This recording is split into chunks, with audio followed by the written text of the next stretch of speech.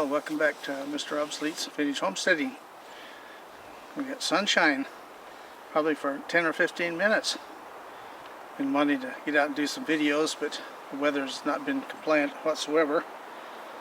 And less than 20 minutes ago, it was raining really hard, and even a little bit of hail and stuff. So this is going to be a relatively short video. Anyway, I'm going to talk about how I categorize the saws that I have, and this is just going to be a real narrow spectrum. It doesn't cover everything. We'll just go over others as time goes on. But anyway, so I'm going to talk about saws that are what I call superb. Can do anything. This Pro Mac 700 McCulluch is one of them. I mean, it has virtually everything a person could want. It's got lots of horsepower, got reasonably good torque, got a high cutting speed. For a vintage saw, it's relatively light. Has a 28-inch bar on it, and nice ergonomics. It's got a compression release button. This is easier to start than most of my little saws, and easy to service. You don't see a lot of these because they were used in a commercial service a lot and used up, but anyway, a saw like this will do basically 90% of the work at a farm homeowner saw, and even light commercial stuff too, but parts availability for them isn't too good anymore. So anyway, we'll move on to the next one. Well, our next category is good. That means it's good for just about everything, which this saw is. This is a McCulluch Timber Bear 54cc, and this one is an unusual one. It's made in 1999. It's one of the last McCulluchs ever made. Has a little decal down here that says assembled in Mexico, because the U.S. operations were in dire trouble as they packed up and moved to Mexico and built a state-of-the-art plant. But they owed a lot of money to the suppliers and stuff, and they wouldn't give them any more credit, so that was the end of them. So this saw is basically, there again, a perfect general purpose saw. You can use it. It's got a 24-inch bar on it, and even 54cc. It has good power. And so instead of just plain good, this is what I call very good. It's kind of the high end of good. Super reliable, easy to maintain and service. It was a great all-around saw. We'll move on to the next. Okay, well, our next saw is what I call average good, and for average work around a place, dropping medium-sized and smaller trees, brushing, just good general all-around saw. Homelite XL12. This is also 54cc, and the reason this doesn't have the very good rating is it doesn't have as much horsepower as the McCulluch, and it doesn't have any anti-vibe. The Timber Bear is an anti-vibe saw, and this is a base model. It only has manual oiling, whereas the Timber Bear has manual and automatic oiling. So, but these are tough old saws and run forever. These were the longest made saw model, and they also some of the longest lasting. So if you just need a really good general purpose saw, these are good. Well, our next category is what I call indifferent. Why do I call it that? Well, this is a Stihl O34. We've done a number of videos on this fairly recently. And the reason I call it that, it doesn't fit a wide spectrum of categories. It's very specific in what it does well and what it doesn't do. So, what it doesn't do hard work. It doesn't have any torque.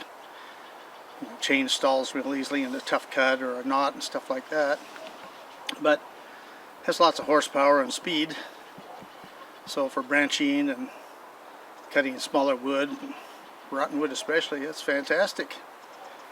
We'll move on to the next. Well, our next category is bad. I've done quite a few videos on this saw. It currently needs some repairs, so I found all the parts for it recently, so I'm going to tear it down and repair it. But you can see the name on there because you know what it's made out of. And these are sold at chain stores, hardware stores, just about everywhere. I wouldn't even be surprised if you're walking down your favorite grocery store and you go, oh look, there's some batteries and flashlights. Oh, look at this, we can get a chainsaw. It's only $79.95. And I really like the colors, so I better buy one just for the heck of it. So don't. Anyway, the reason these are bad, the quality of them is terrible. Cut a lot of corners on them. They're really cheaply built.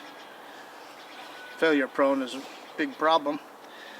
And this one originally was what I'd call a factory reject, and most of them you'd pick them up and run them for a week or two and they'd quit running. You had to take them back and they'd give you another one and whatnot. But whoever purchased this one originally, I actually got pretty good use out of it, because when I got it, it was non-running, but you know, the sprocket for the chain was really wore out, and the bar, they'd never flipped it, and the bottom of the bar was spooged out, and you know, they'd never cleaned the air filter, and the inside of the saw is just caked solid with oily yick and wood chips. So anyway, yeah, it introduced a lot of people to chainsaws and did one of two things. You know, it failed right away, and so they figured all chainsaws are that way, or by some mistake they got a good one and it actually performed pretty good. So they thought, well, I better buy a bigger, more powerful saw. So these are a challenge. So if you like fiddling around and wasting your time trying to make a piece of crap into a piece of gold, get one. Well, for our last category, this is no good. This is an Ohlson and Rice mini saw, about 22 cc's. And it was an interesting idea. Ohlson and Rice main claim to fame was model airplane motors, and they were superb. This thing, if it had been engineered a little bit better, would have been fine, but the actual power head is really good. The carburetor that came on them was no good, and the ignition stuff they had on them was subpar too. So if you have one of these that runs, that's kind of almost like a miracle. But the thing that, you know, they wanted to get in a saw that was cheap and start people using saws. They made them for a number of years, but they were never really very popular. But the thing that's wrong with them, like I say, is the carburetor and ignition, and also the recoil starter here. You see the engine turns over backwards, so it's a gear drive even on a little bitty saw like this.